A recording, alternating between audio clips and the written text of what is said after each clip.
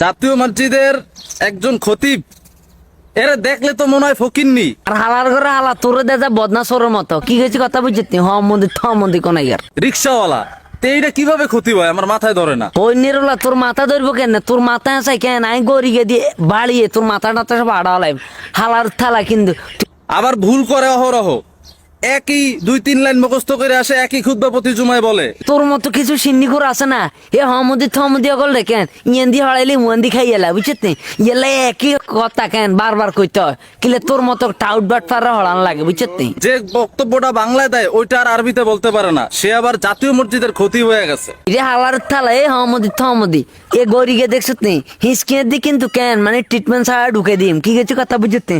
তোর মতো সিন্নি কর হমদি থমদি ওগুলো হোগা জলে কিলে কিলে জলে। ঈদে মিলাদুন নবী তো এমনি ভুল কথা। ঈদ হলো ঈদুল ফিতর আর ঈদুল আযহা। ঈদে মিলাদুন নবী নামে কোনো ঈদ নাই। এই আব্দুল মালিক মৌলভী, তার কিভাবে সাহস হইলো ঈদ মিলাদুন্নবী সাল্লাল্লাহু আলাইহি সাল্লামের বিরুদ্ধে বক্তব্য দেওয়ার? ঈদে মিলাদুন নবী কেন বেদাত বুঝছিস নি। তোরা হালার ঘর হালার সিন্নি খোর কেন জুলুস খোর যতুগা আছত কেন তোরা কইতেছ ঈদে মিলাদুন নবী বেলে কেন জায়েজ আছে এক কোসবাড়ে কেন শুয়েরে গোড়া ডাইরেক্ট কাইত করিয়ে এলাম বুঝছিস নি। পবিত্র ঈদে মিলাদুন্নবী সাল্লাল্লাহু আলাইহি ওয়াসাল্লামকে বেদাত প্রমাণ করবে এমন কোন মৌলভী এই পৃথিবীতে জন্ম হয় নাই।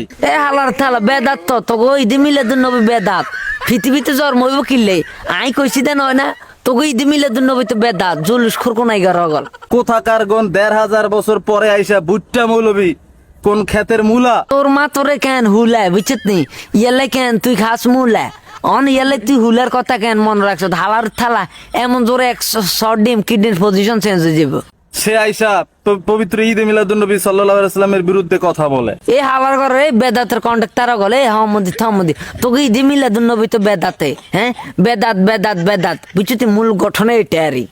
জাতীয় মসজিদ বাইতুল মোকাররমের বর্তমান খতিব, এই বর্তমান খতিব কেন তোর আব্বা লাগে কি হয়েছে কথা বুঝছিস নি ইয়ালে তুই তোর আব্বার বিরুদ্ধে এত কথা কস এমন জোরে বদনা দিয়ে এক শর্ট ডিম বুঝছিস নি মানে আগে হচ্ছি না। জাতীয় বাইট্টা মৌলভী আব্দুল মালিক।